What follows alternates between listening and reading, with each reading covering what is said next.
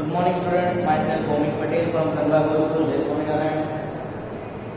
Today we will continue chapter 5 of class 9 English medium, fundamental unit of life, cell. Chapter 5, cell of science.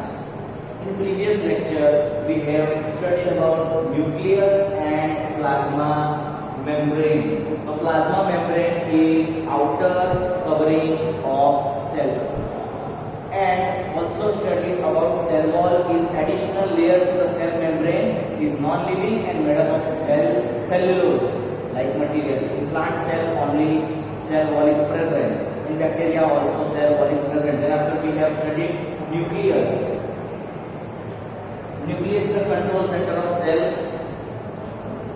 They perform major role in cellular reproduction, as we have studied in last video.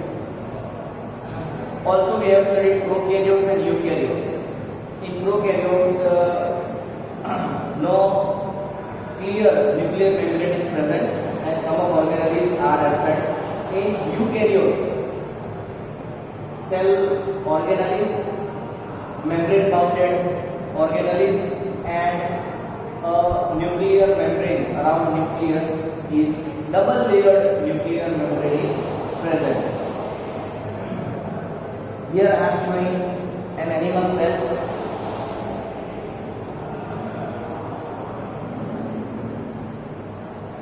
Here nucleus, nuclear envelope means nuclear membrane. Here nucleus, big blue color thing is nucleus. Jelly-like substance is cytoplasm.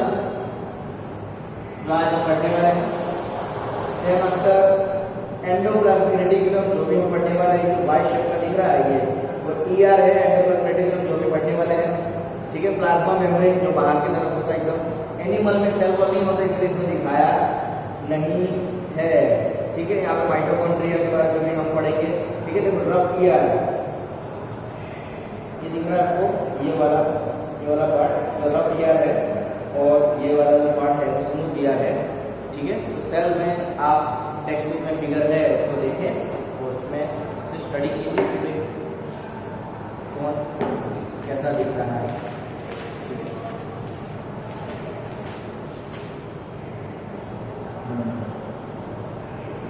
Okay, तो today we will continue chapter 5 cytoplasm.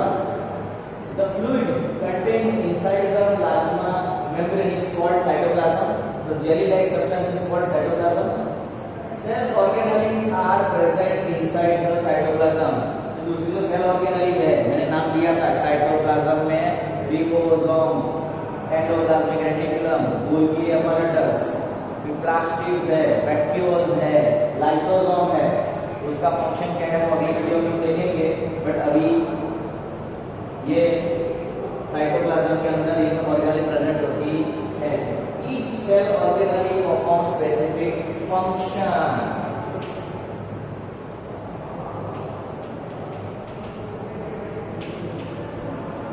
हर एक organelle का कुछ special काम होता है. जैसे हमारी body में स्टमक है वो डाइजेशन का काम करता है, ठीक है.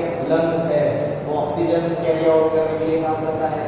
हार्ट है वो जो ब्लड पंपिंग का काम करता है, ठीक है. वैसे ही हर एक सेल के अंदर सेल की जो ऑर्गेनेल होती है उसका स्पेसिफिक फंक्शन होता है. तो सबसे पहले अब सब सेल ऑर्गेनेल के बारे में पढ़ेंगे. Cell organelles, cell organelles are membrane bound, और उसका जो मेम्ब्रेन होता है structure which perform chemical activity that support the complex cellular life. मतलब ऐसी केमिकल एक्टिविटी करती है जिससे ये सेल की लाइफ रहे और सेल जिंदा रहे. सेल जिंदा रहने के लिए जो भी केमिकल एक्टिविटी करनी पड़े उसको वो करता है. जैसे हमारी बॉडी में क्या क्या करना पड़ता है कि भाई रेस्पिरेशन करना पड़ता है, डाइजेशन करना पड़ता है, मतलब सर्वाइवल के लिए क्या क्या करना पड़ता है, ठीक है. डाइजेशन करना पड़ता है, इजेशन करना पड़ता है. तो वो सब की बात है. ब्लड का सर्कुलेशन भी हमारी बॉडी में होता है, नर्वस सिस्टम भी सही तरीके से चलता है, इम्यून सिस्टम भी चलना जरूरी है. तो एक सेल को परफेक्टली वर्क करने के लिए उसकी सेल ऑर्गेनेली सही से काम करने और उसको जो काम सौंपा गया है वो काम करना जरूरी है. तो cell organelle are membrane bound structure which perform chemical out activities that support the complex cellular life. Okay, तो सेल को जिंदा रहने के लिए जो भी केमिकल एक्टिविटी करनी पड़े वो सेल ऑर्गेनेल्स करते हैं. They carry out crucial function. Crucial मतलब बहुत ही इम्पोर्टेंट. ठीक है, वो जो भी बहुत ही इम्पोर्टेंट जो फंक्शंस होते हैं वो सेल ऑर्गेनली परफॉर्म करती है. Cell organelle perform crucial and important functions that support complex cellular life. We will study our first cell organelle, endoplasmic reticulum, which is very important in a cell life. Endoplasmic reticulum, in short ER. E for endoplasmic and R for reticulum. So we will study what the endoplasmic reticulum meant for in a cell. A large network of membrane bound. आप यहाँ देखेंगे कि सबके आगे membrane है ना. Yes, तो यही तो यूकैरियोट्स का एक स्पेसिफिसिटी है कि सब ऑर्गेनेल के आजू बाजू मेम्ब्रेन है. A large network of membrane bound tubes and sheets. मतलब कभी-कभी ट्यूब्स फॉर्म में होता है, कभी-कभी शीट जैसे पेपर शीट होता है वैसे, कभी-कभी ट्यूब जैसा गोल-गोल टुगेदर फॉर्म ER. मतलब वही नेटवर्क है ER जो बहुत सारा होता है सेल के अंदर. वो ट्यूब्स फॉर्म में भी होता है एंड शीट फॉर्म में भी होता है. Tubes and sheets. ER is covered by membrane. membrane से कवर्ड होता है which is similar to plasma membrane. जो ER है वो मेम्ब्रेन, ER के अंदर जो मेम्ब्रेन है, ठीक है, वो जो सेल मेम्ब्रेन था ना हमारा प्लाज्मा मेम्ब्रेन, उसके जैसा ही होता है. Okay, ER is in two forms. या तो ट्यूब्यूल्स में ट्यूब जैसा एंड वेसिकल्स मतलब शीट जैसा.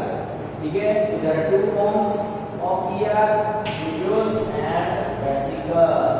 Tubules and tubes. Tubules means tubes and ये sheets जैसा vesicles means. Okay, ER is of two types. ER is of two types, rough ER and smooth ER. ठीक है, ER के दो type है भाई, एंडोप्लाज्मिक रेटिकुलम के smooth endoplasmic reticulum and rough endoplasmic reticulum. Rough endoplasmic reticulum मतलब RER short में इसको बोल सकते हैं. स्मूथ ER का मतलब होता है SER शॉर्ट में.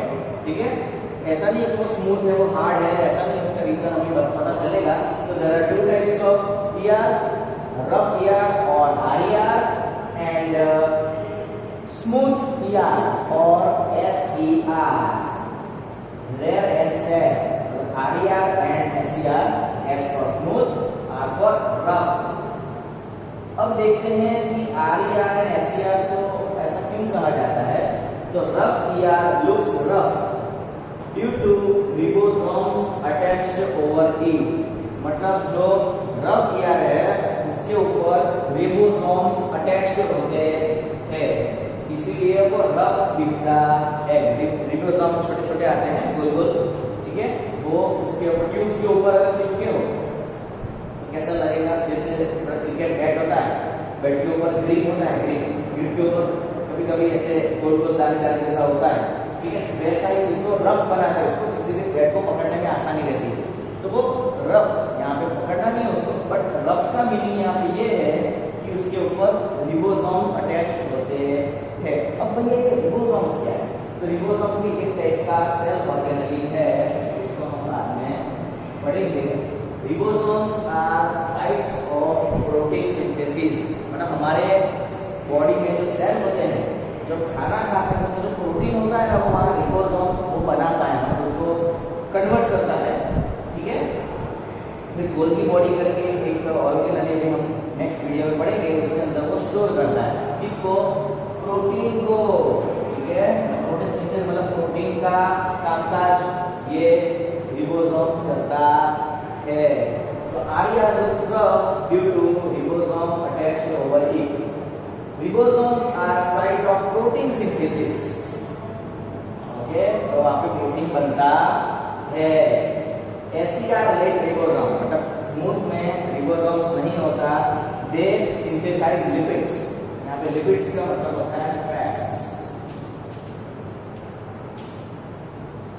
ओके, तो भाई SCR क्यों SCR है? तो इसके ऊपर रिबोसोम अटैच नहीं है, इसलिए उसको SCR बोलते हैं। और वो प्रोटीन का सिंथेसिस नहीं करते, फैट्स मतलब लिपिड्स का सिंथेसिस करते हैं। ठीक है, प्रोटीन एंड लिपिड हमारे बॉडी में क्यों जरूरी है भाई? प्रोटीन हमें पता है कि हमारे बॉडी में रिपेयरिंग का काम करता है, एंड फैट्स हमें एनर्जी देता है। तो protein and lipid are useful in building cell membrane, मतलब बॉडी में जो सेल होते हैं, हमारे ऑर्गन के सेल है, हमारे टिश्यू के अंदर सेल्स ही सेल्स है, तो सेल का जो मेम्ब्रेन है वो फैट्स एंड लिपिड से बनता है, सॉरी प्रोटीन एंड लिपिड से बनता है। तो हमने लास्ट वीडियो में देखा था कि भाई सेल मेम्ब्रेन किससे बनता है? प्रोटीन एंड लिपिड से। तो protein and lipid are useful in building cell membrane. This is called membrane biogenesis. This process is known as membrane biogenesis. जो मेम्ब्रेन बनने की जो प्रोसेस है due to with the help of protein and lipid is known as membrane biogenesis. Some proteins and lipid form enzymes and hormones. Enzymes are used in digestion, and hormones is a chemical messenger of our body, as we have studied in class 8, endocrine glands. For example, insulin is a hormone, bile is a juice. Insulin is a hormone for sugar control. Some proteins and lipid form enzymes which is used in digestion, and hormones are chemical messenger.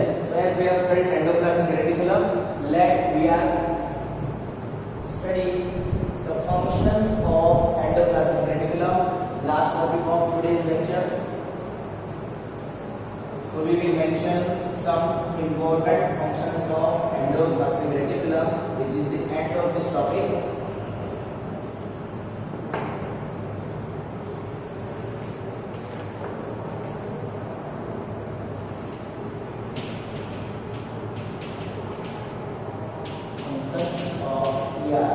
ER का काम काज क्या है? Functions of ER.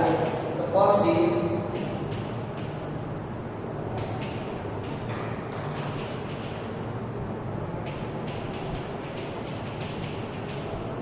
synthetic activities, means वो fats and protein का synthesise करता है। ठीक है, तो सिंथेटिक एक्टिविटी मतलब जो काम का है वो प्रोटीन एंड फैट बनाने का काम करता है। आगे है transport of materials and serving as channels. भाई ये जो एंडोप्लाज्मिक रेटिकुलम में सबका चैनल फैला हुआ होता है, पूरे सेल के अंदर कनेक्टेड होते हैं, तो वो क्या करते हैं? मटेरियल का ट्रांसपोर्ट करते हैं। ठीक है, आगे साइटोप्लाज्मिक फ्रेमवर्क ऑफ थॉट।